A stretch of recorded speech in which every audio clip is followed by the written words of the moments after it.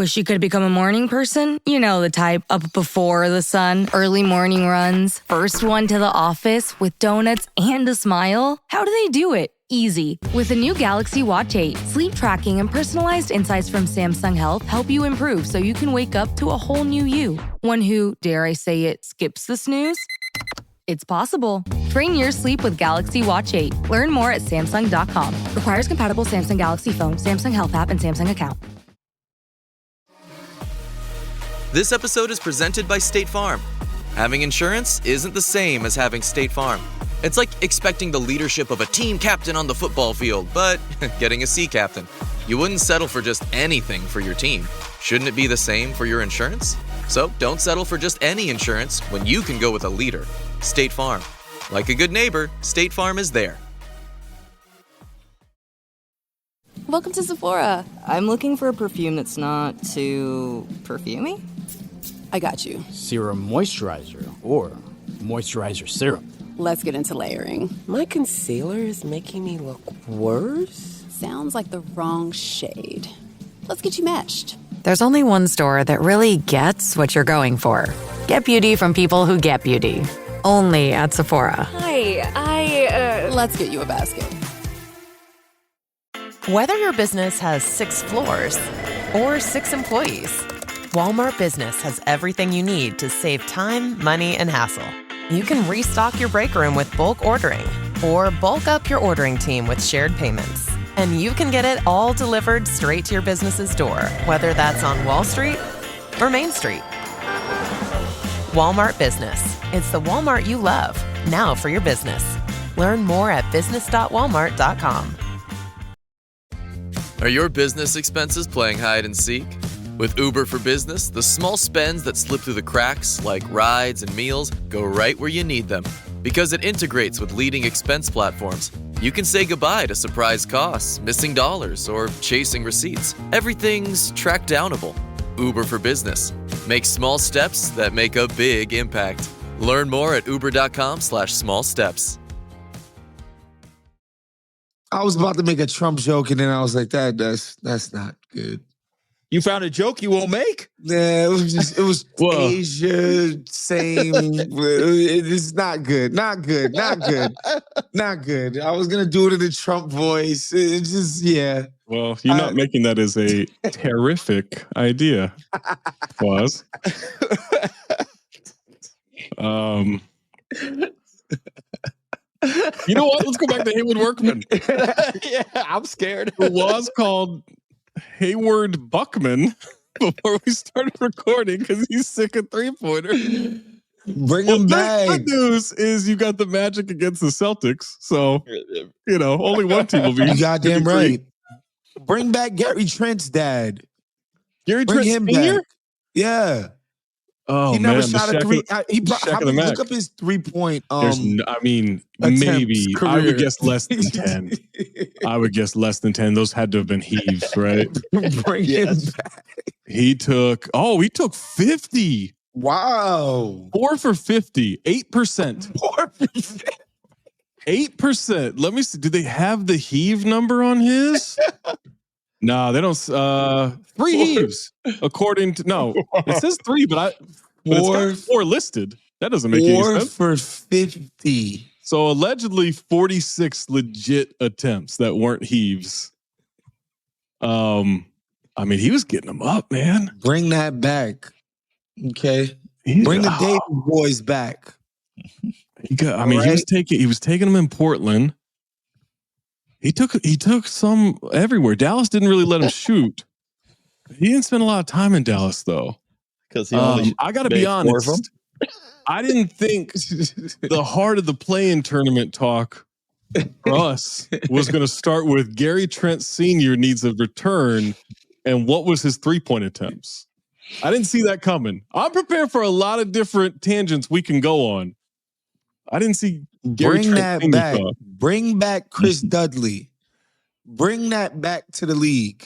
There's so many TikTok videos. It's not just the Shaq one of Chris Dudley getting dunked on. He's in so many highlight videos on the wrong end of it. Yeah. He had a career, though. He was a tough dude. Like, he fouled the shit out of people. Every time he would get Knicks minutes, I would just be like, what does Chris Dudley do? He's tall. Like, he's tall, he's strong. He will foul you. Or the claim to fame is Shaq throwing a ball, or are you throwing a ball at Shaq after he dunked over you? He dunked on Shaq, like put his crotch in him, right? Like put his crotch in his chest. That's how bad. Like it's one thing to like, all right, your crotch is in your face because you got dunked on. To then like thrust your crotch into someone's chest as you're hanging off the rim, swinging off the rim. Not nice. That's as disrespectful. If you didn't miss it the first time, here's the second run. You don't get to hump my chest after a dunk. That's not okay. We think of like Bismack Biyombo as like, you know, pretty much to start the show banner. Yeah. As pretty much one of the most unskilled bigs or whatever. Like when he has the ball, like, you know, it's like he's got oven mitts on or whatever. Chris Dudley was worse than that. And wasn't athletic. Do you believe? Do you believe? Maybe you do, maybe you don't. Do you believe? I don't know if I do. Do you believe? Maybe you do, or maybe you don't. Do you believe? I don't know if I do anymore. Do you believe? Let me know when you have time.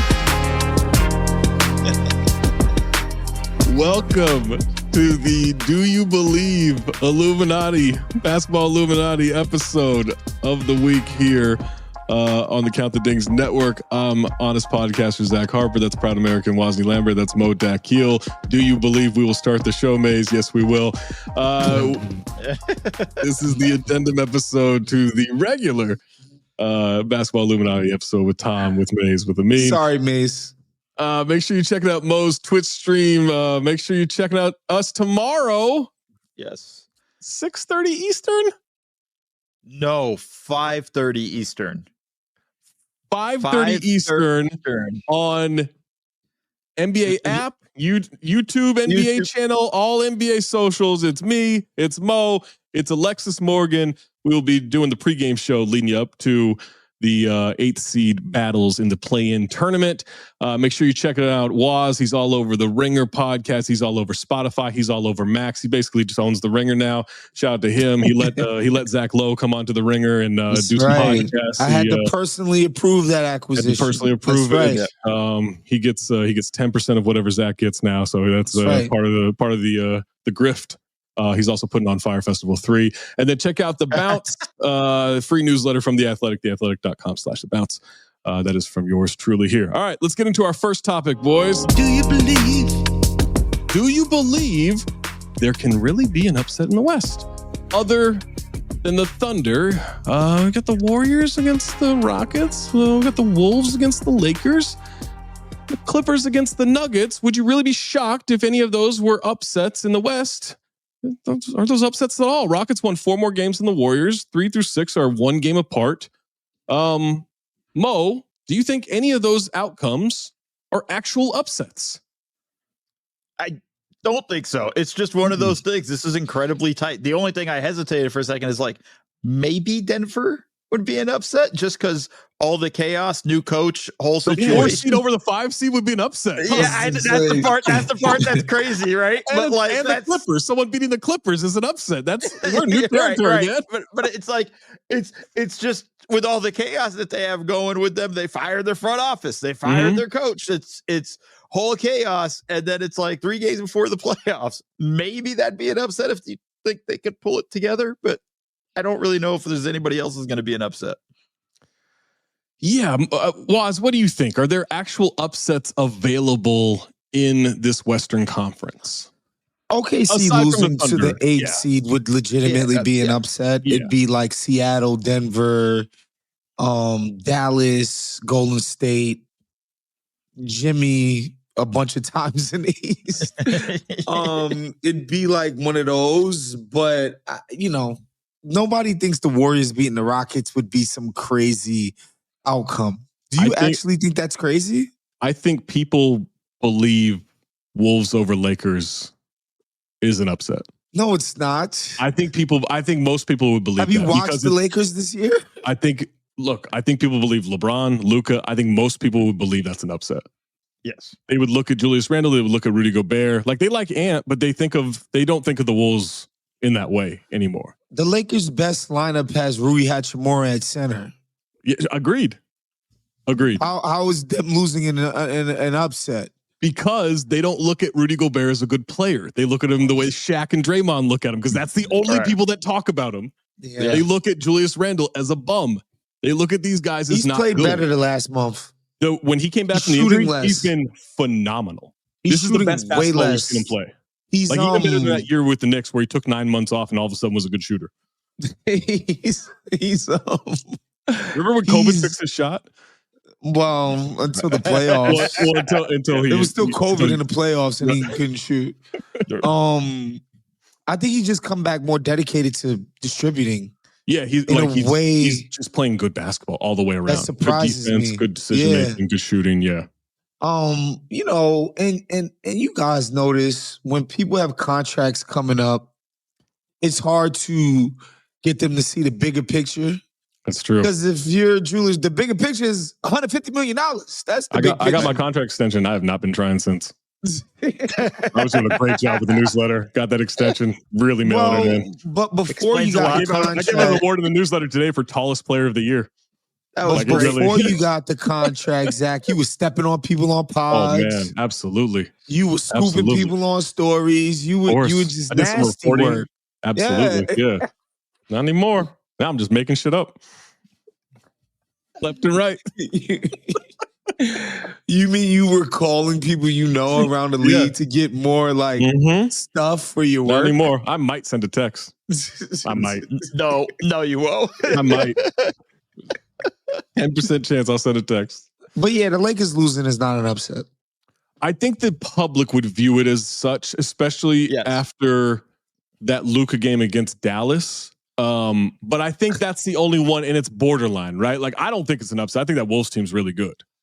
I think they've found a gear aside from that Bucks loss, which was obviously just weird, fluky, and hilarious. Like, it was actually a really funny loss. But aside from that one, I think this Wolves team has kind of found their stride over the last month, and they're in a really good place. That win against Denver, I get it. Denver's a mess and everything, but Rudy had fouled out. Like they, Julius Randle was playing with 5 fouls, having to guard Jokic for a while. And yeah, like, it was kind of fluky because of what Russ did, but that was a really good win, right? And I think that was kind of indicative of them finding ways to win in this last month. And so I think this Minnesota team's in a good place. But I also think the Lakers, like, I know they tailed off a little bit. I think the Lakers are kind of like, they kind of know what they are. You don't see Jackson Hayes in the fourth quarter much, and I think they know their best lineup, like you said. They know it's not Hayes on the floor with all of that stuff. I just want to go back to just the Denver thing. I think whether it's an upset, it's all related to how many minutes Russell Westbrook plays in crunch time. Damn, man. If they win, we're back here with Russ, man. Like, he was playing really well for a while. I know, but I feel bad about it. But if you go if he's playing crunch time minutes and a heavy dose of it, and they win the series, that's an upset to me. Yeah. It's crazy the amount of good Russ we've gotten this year. It's so much more than we anticipated. I know a lot of people kind of snickered when what the Nuggets did last offseason was Russ and Sarge, and rightfully so. Like, Sarge doesn't get off the bench, and Russ is Russ. Terrible. Yeah. But he's shown so much of the good side of what he could bring. But more recently, the bad has been more pronounced than it was in the middle of the season. So, yeah. And the funny thing is, if reports are to be read, like, one of the reasons they had to get Mike Malone the hell up out of there is because the guy was addicted to Russ minutes. He was pooky on the Russ minutes. And so the alternative was Jalen Pickett, who's like, this young guy can't play. Or he can't be trusted, right? Yeah. But do you want Russ falling asleep on defense in the biggest possessions of the game? Or missing a layup at the last second. Or taking a pull-up long two while Jokic is on the floor? in the last 5 minutes of it. Like, do you really want that? I'd rather a veteran turnover than a rookie turnover or a young player turnover. Listen, nobody hates young people more than I do. Hold on a second. Who are you pausing with right now? Hold on a damn minute. You put some respect on my resume. Hold on now. Hold on now. Hate them. But hold on. Let me hold space for the hate that I have for the Gen Zers. But I don't know. What's the ideal Russ minutes allocation? I honestly think like you bring him off the bench. If he galvanizes you for the first 4 minutes off the bench, in that first quarter, you throw him like the first 6 minutes in the second quarter. And then you kind of do that same thing. It's not crunch time minutes. It's not crunch time minutes. So he just can't see zero crunch time minutes. Your crunch time minutes have got to be your starting lineup. That's just what it, right? Like it's Christian, it's Jamal, it's Porter, it's Gordon, it's Jokic. Like I get it, they've had injuries and stuff, but why is it not that lineup for sure? That's your best lineup. Well, listen. That's it. Yeah, like so if you're healthy in the playoffs, crunch, that's it. But I do like that. It feels like Adelman has kind of been trying to cut his own path. Yeah, the rotation wise. The weirdest Adelman thing though is him saying, "I don't like to use a whiteboard. I like to scribble things down on paper." I'm like, you can't do that during a game. Paper. Messed up. Start over. There's got to be a whiteboard during a game, right? Like that can't be. You can't do plays on a piece of paper. Was he saying that's why Jokic was using the whiteboard, or yeah, he did. They were like, "Oh, we noticed Jokic," and then he was like, "Oh yeah, because I like to use paper," and so he was using whiteboard and everything. Do you think what actually happened is he went for the whiteboard and Jokic is like, "No, it's mine now," and then he decided, "Well, like, okay, now I have to just do it with the sheet of paper." But then Jokic came out and said, "I wasn't drawing up plays; I was diagramming." I think that's a translation issue. Yeah, that might be that's an ESL thing. I think that's what that would. All right, let's move on. That's all right. All right, hey guys, drawing up a play. I was just putting all the pieces and drawing them out and showing people where to stand. I wasn't drawing up a play. Hello, listener. It's Producer Maze here to talk to you about Quince and their cookware. Cooler nights mean cozy meals at home, and Quince's cookware has made fall cooking so much more enjoyable. Their pieces deliver the quality and performance of luxury brands, but at a price that makes sense. And they look gorgeous on the stovetop, too. No matter what item you need to complete your kitchen, Quince has you covered. With 5-ply stainless steel pots and pans, nonstick skillets, chef-quality knives, and even ceramic bakeware, which is perfect for cozy casseroles or Sunday roasts. And when you look at these prices, you might think, how is Quince doing this? How do they deliver high-quality items similar to high-end brands that are half the price? Well, let me tell you, they partner directly with ethical top-tier factories to cut out the middlemen and pass the savings on to you. And it's not just cookware. I got myself some bath sheets. That's right. When you're a tall man, you have to use bath sheets, not bath towels from Quince.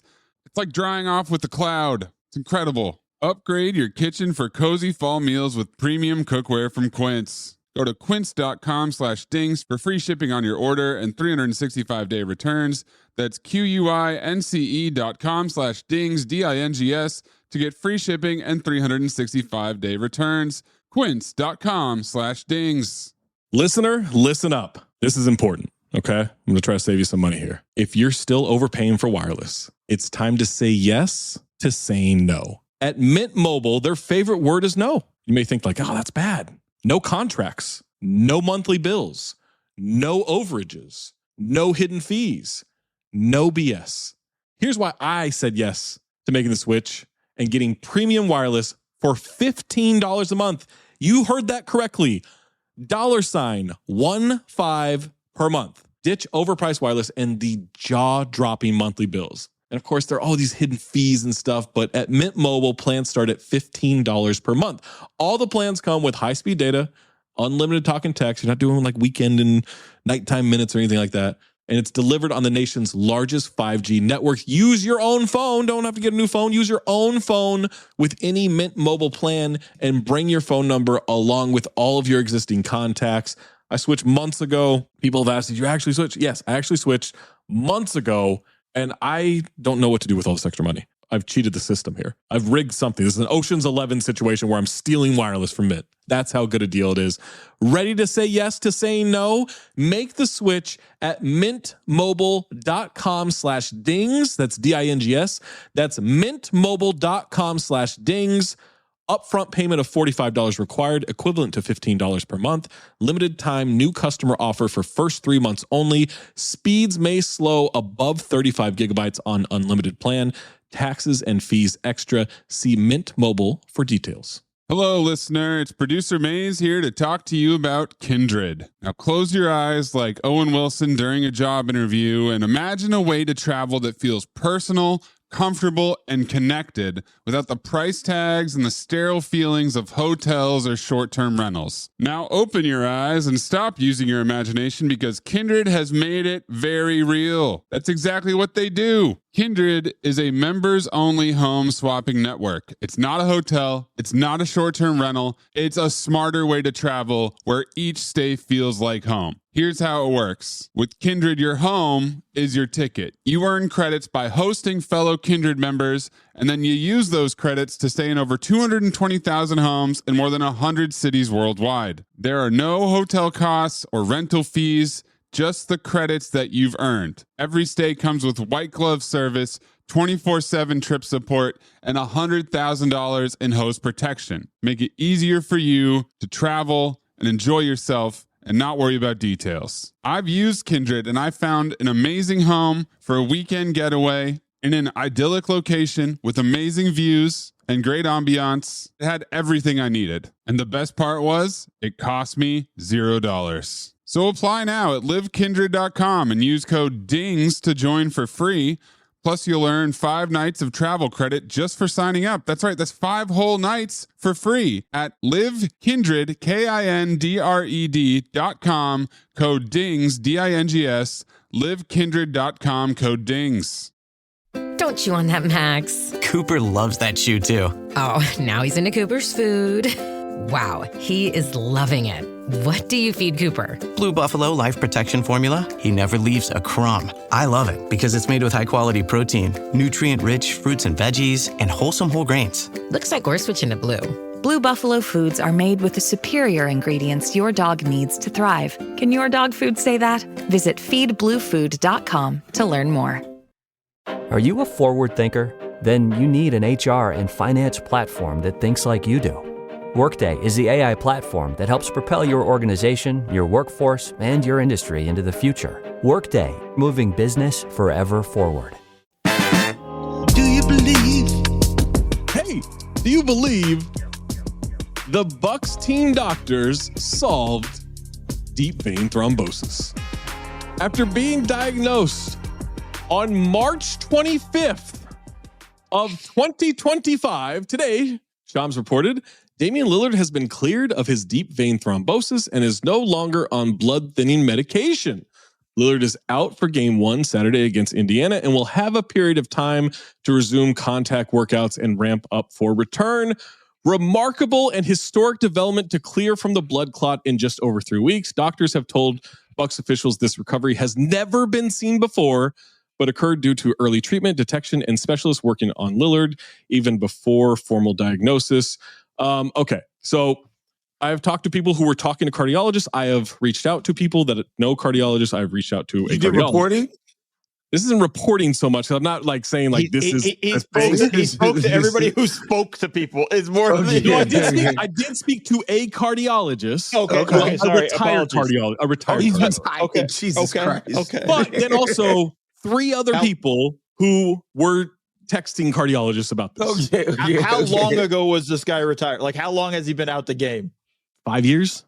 Okay. Like within I think around like pandemic took him out. I think he retired right before the pandemic.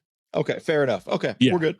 And so the consensus from that was an assumption that this was most likely a superficial vein thrombosis and not a deep vein thrombosis, because the consensus was like, and they're obviously all the caveats of like, well, we didn't look at any of this stuff, so this is just what we would assume, right? So then none of this is like an actual diagnosis, just assumptions. But they're like, there's absolutely no way a deep vein thrombosis can be cured in this amount of time. You have to be on this medication for 6 months at minimum, right?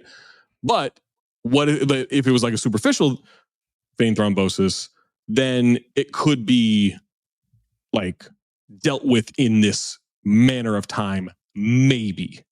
Like this is where it would be possible, right? So if all that's true, why wouldn't you just say that? Because this to me seems like a weird way for the story to go, right? Again, these are all assumptions. None of this is diagnosis. These are all assumptions, but like they seem like relatively educated guesses from people who I'm assuming were and are pretty good cardiologists. They announced the Dame thing on March 25th. I believe so. Yeah. I think there's an idea that they detected that this might have been a problem the week before. Okay. So we're talking like 3 to 4 weeks. Right. And so in a week from, so like this week would make it a month. Yeah. And so like from what people are saying, it's like there's a 4 to 6 week recovery window from like, I guess Dame was on the blood thinners for a week or something like that. And like, once you get off of that, because blood thinners make it so that like, if you do like heavy contact, you get caught. You can fuck yourself up. You're in trouble. You're in real trouble. Yeah. It's why Chris Bosh wasn't allowed to come back on the floor, because he was still on blood thinners. Had to be on blood thinners for forever. Exactly. If he was going to there are people that are forever, on it, but there are people that are on it for the rest of their life. It's so. I think what the thought is, if he got off of it a week after they told everybody, like the week that they told everybody is when he got off of it. Or I don't know, but like it's just like the 4 to 6 week time frame. But this would be the 4th week, which like no serious person is gonna be like, oh, let me come back to this team that has no chance of doing anything in 4 weeks and not do the 6th week of it, which would mean that they beat Indy, which they're not going to do. Well, it just, the whole thing is just makes me think like before I like found out this potential information, right? My whole thought was like, is this a good idea? That was my reaction. Like, why? What are we doing here? None of this seems like a good risk to me, because I immediately just go into like, man, just fucking take care of your health. Very different situations, but like when Pop had the stroke and they're like, hey, you might come back and coach this year. I'm like, why? Yeah, like, no reason. Take care of your health. You're good, man. Like, we're good here. Now, whatever. Like, I have no idea what the fuck Dame's situation is. Like, I'm just going off what has been reported. So maybe he is fine. Like, hopefully he is fine. Yes. But this is just like, if it was a deep vein thrombosis, they're like, we've never seen this before, this kind of recovery. I don't know. I would always err on the side of caution with this kind of thing. Yeah, this is really crazy. And was to talk about the timeline. The last time he played was March 18th. March 18th. So, okay. Yeah. And then they announced it on the 25th. So he had missed like 4 games before they announced it, 3 or 4 games. And I think you're looking at it and you're saying like, okay, well, maybe it is 4 weeks or whatnot, but I'm with Zach. Like, this is a dangerous game we're playing with here. Like, this is a thing where if a blood clot travels to your heart, it's game over, man. Like, this isn't something that you can kind of fuck around with. And let's just not forget, he's got to fly a bunch, in the process in the playoffs. Well, if they're playing Indy, he could drive, right? I guess, but that's like there's time between. Hey, you get like an expedition or something, or a sprinter. Sprinter van, yeah.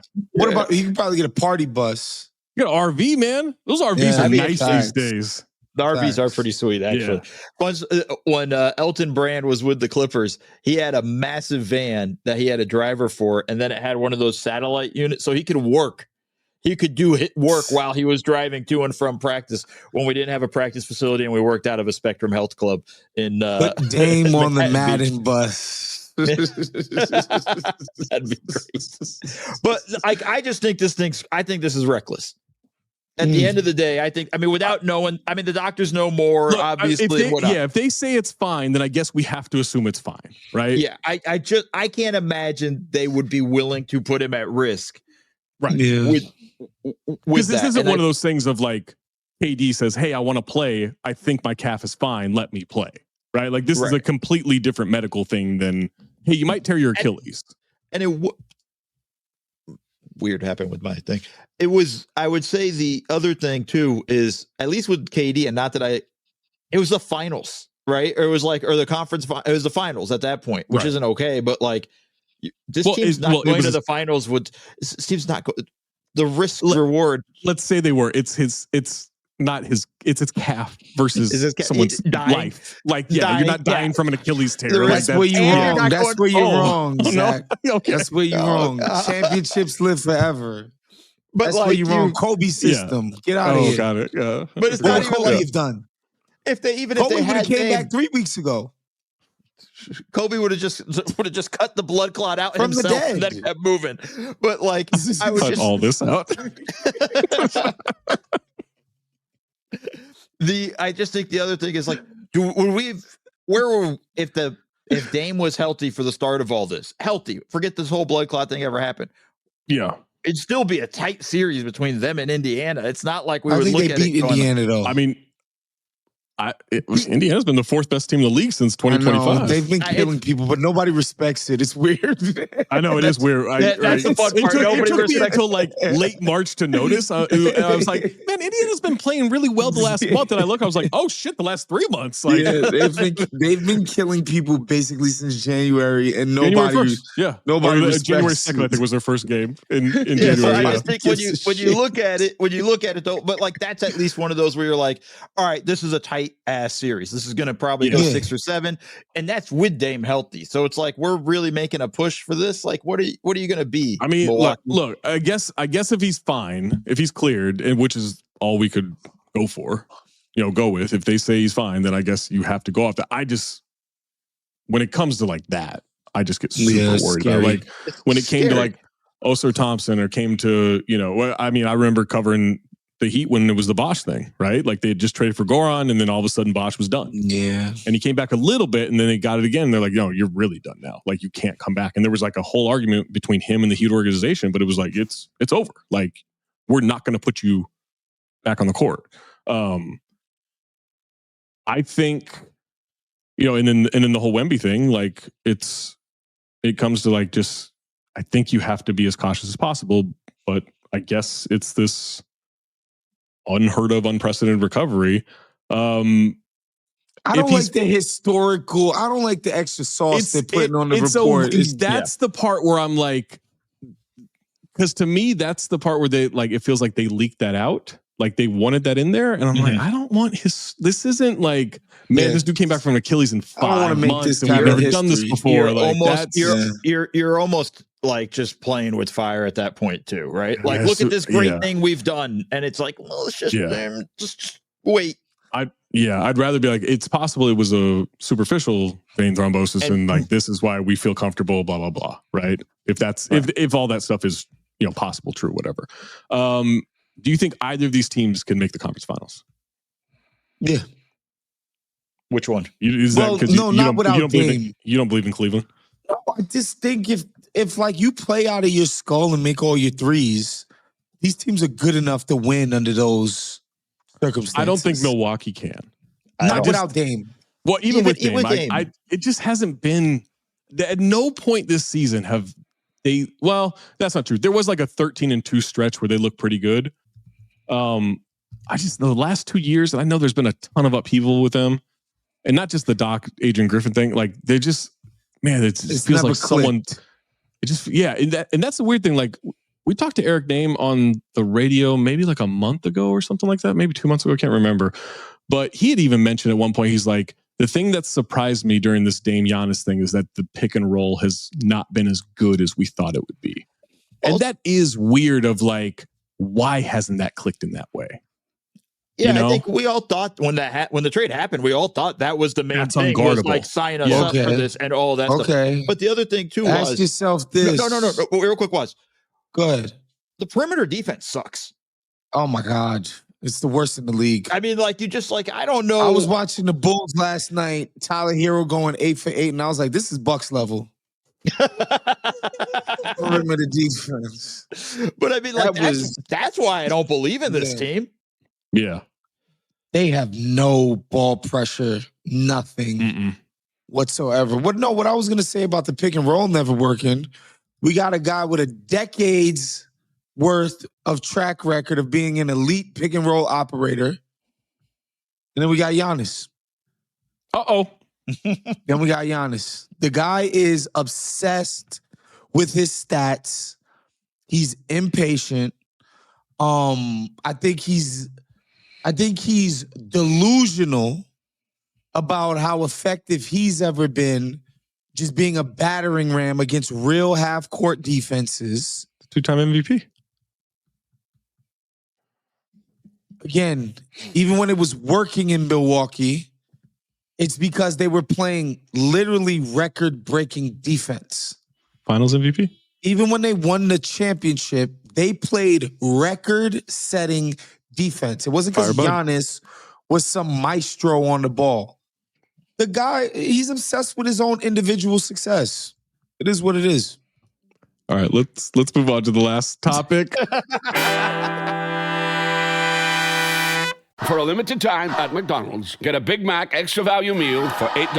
That means 2 all-beef patties, special sauce, lettuce, cheese, pickles, onions on a sesame seed bun, and medium fries, and a drink. We may need to change that jingle. Prices and participation may vary. At Starbucks, we've more than doubled parental leave for full and part-time baristas, giving them up to 18 weeks of paid time off, so they can be there for early bedtimes, late nights, first laughs, and spend more time with the best company they know. At Starbucks, benefits like parental leave are just the start. Learn more about Starbucks industry-leading benefits at starbucks.com/partners. This episode is brought to you by Indeed. When your computer breaks, you don't wait for it to magically start working again. You fix the problem. So why wait to hire the people your company desperately needs? Use Indeed's sponsored jobs to hire top talent fast. And even better, you only pay for results. There's no need to wait. Speed up your hiring with a $75 sponsored job credit at Indeed.com/podcast. Terms and conditions apply. This episode is brought to you by Contentful. Marketers, you know that feeling when your creative clicks? When that social post sends engagement through the roof? When your outside-of-the-box campaign hits ROI positive? When a personalized homepage turns prospects into customers? It's utter marketing bliss. Contentful helps you create tailored omni-channel experiences without working overtime. No stress, no limits, only possibilities. Get the feels at Contentful.com. Big news. Sephora is now on Uber Eats. So if you find yourself facing a beauty emergency, like needing a last-minute gift, or you're just out of your favorite mascara, again, don't panic. We got you. Order now and get $10 off on Sephora orders of $50 or more on the Uber Eats app. Order now. Offer ends October 30th. One order per customer. Additional terms apply. See app for availability. Delivery fees may apply.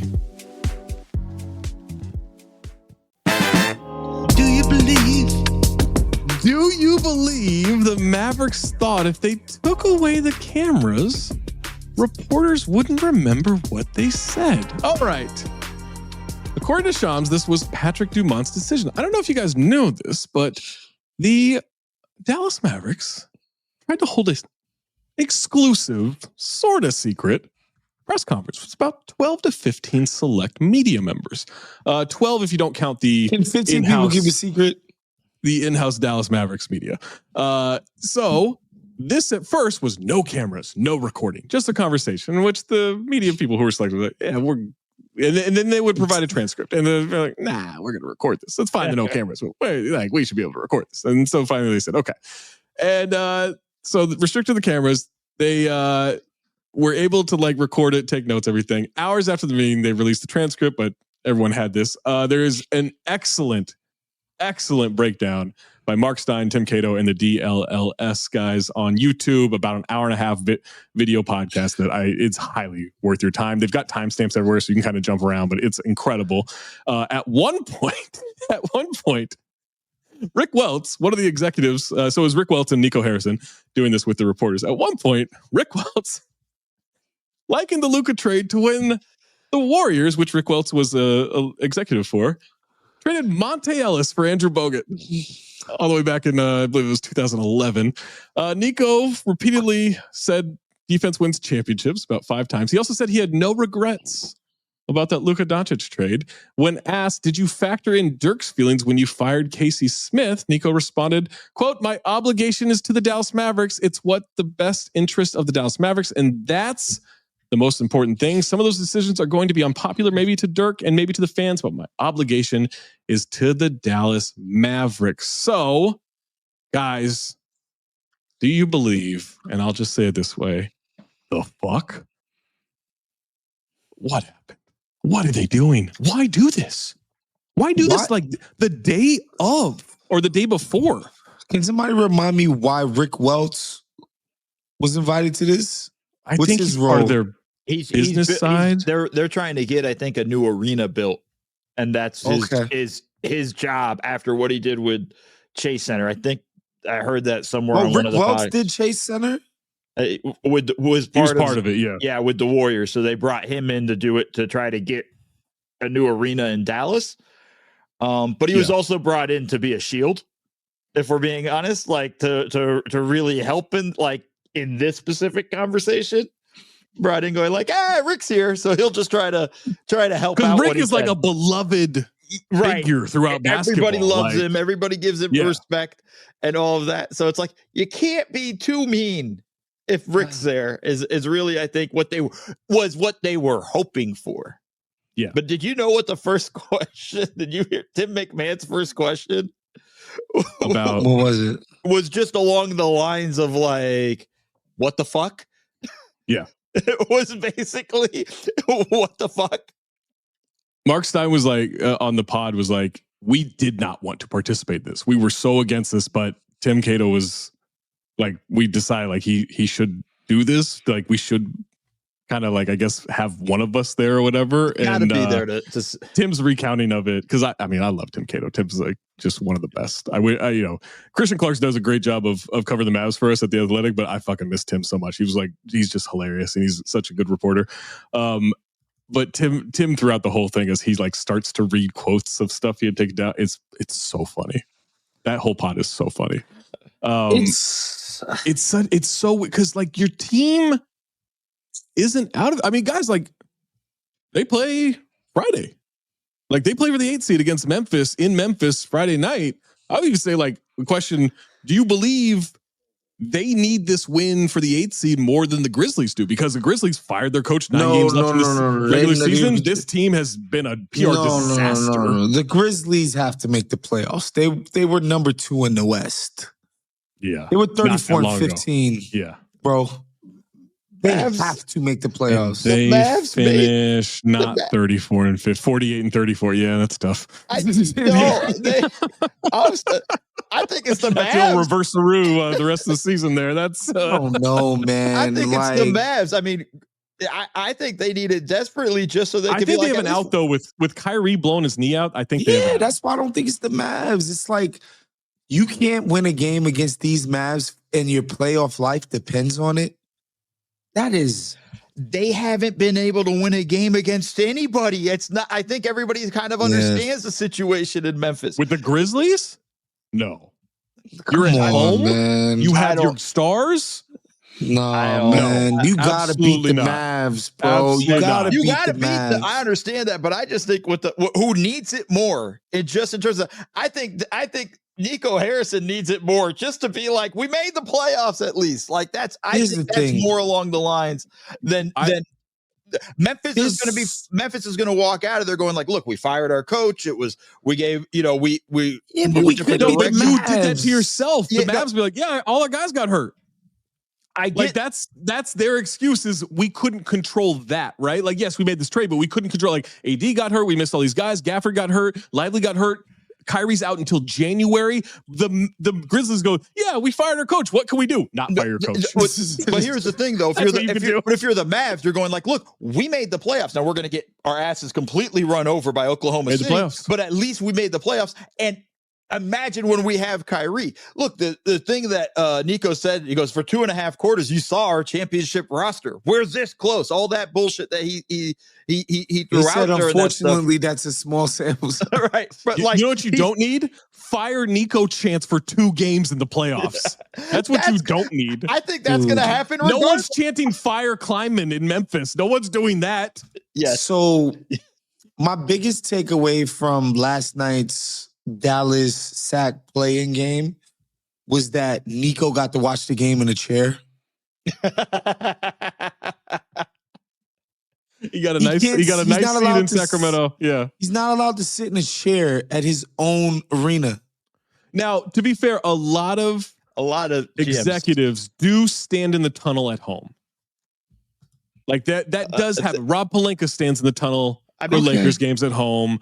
Vladdy used to do it at Kings games, although I just think that's Vladdy wanting to get out to smoke a heater whenever he could. I think that was easy access. RC Buford used to sit in the video room during the playoffs from time to time.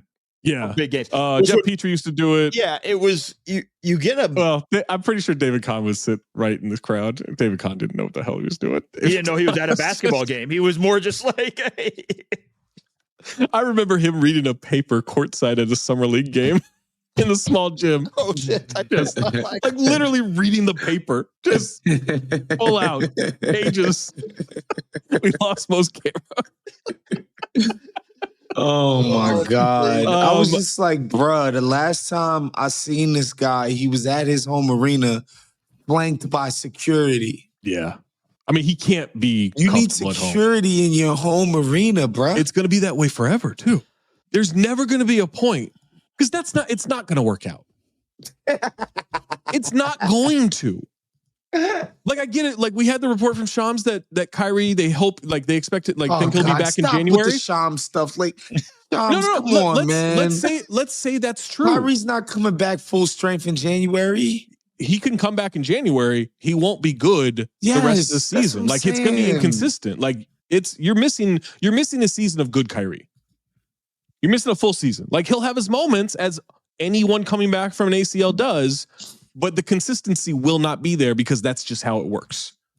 And furthermore, this isn't going to work out. It's just not. It's all bad.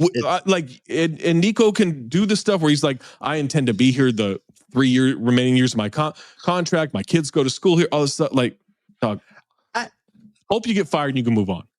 I feel bad for his kids. Like, he's got to take the kids out of Dallas. They need to be homeschooled. Yeah, that's got to be awful. Like, I feel bad too is like, I feel sympathetic to Nico on this sense. Obviously, he made the wrong move, but there's this idea of like, if it's a lie, we got to die on this lie.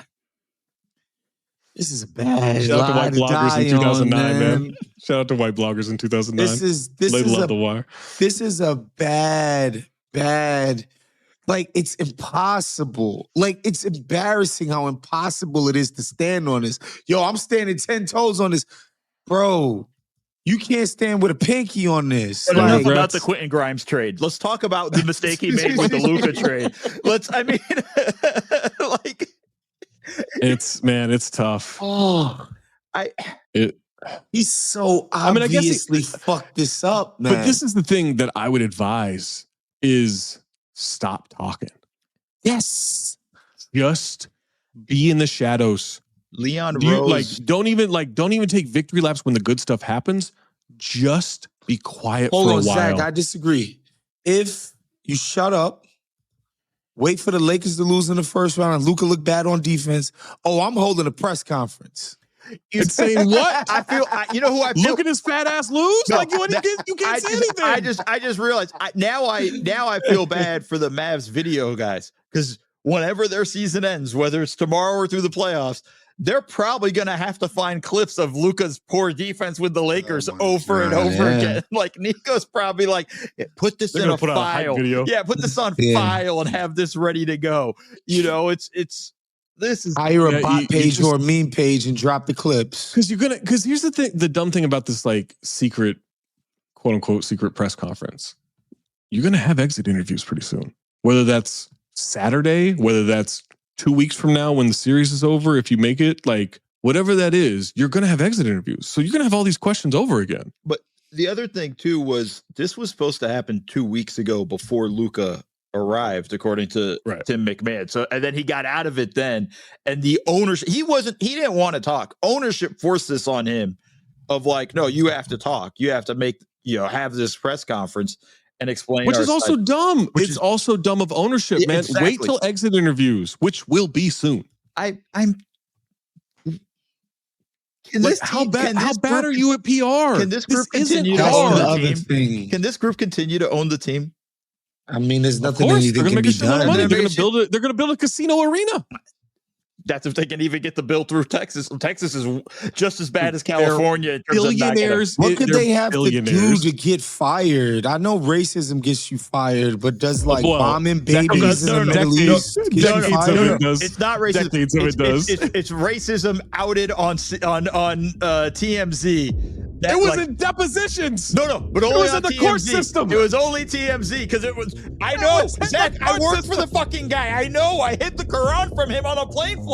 Like, no, but here's the thing. Mo, you brought the Quran on a plane? Like 9/11? That's crazy. It was a funny joke. It's a funny joke to say it was in the court system.